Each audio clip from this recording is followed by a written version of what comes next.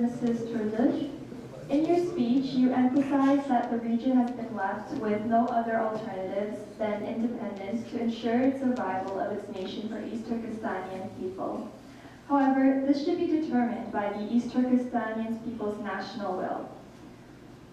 We can see that the Uyghur diaspora, many Uyghur organizations' advocacy work focuses on Uyghur human rights, not the independence. And these organizations claim that they represent East Turkistanian people. How could you explain this contradiction?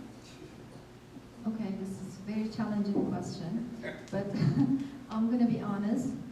You are absolutely right.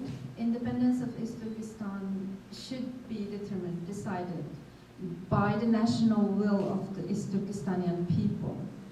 The organizations in diaspora, basically the Uyghur organizations working for the human rights advocacy or human rights, they represent their organizational goal, not the national aspiration of entire East Turkestanian people, because national aspiration and human rights is different, and national aspiration is actually bigger than the human rights because that's the historical territorial rights of the entire East Turkestanian people and the legal rights, and it's about to end the Chinese colonialism. It's not only one Uyghur ethnicity's human rights. So it's totally different.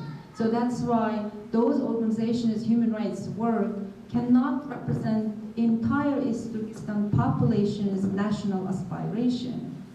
And as long as these organizations think that their work, the human rights work, only represent their organizational goal, not the entire population, East Turkestanian population's national will, then I don't see any contradiction here.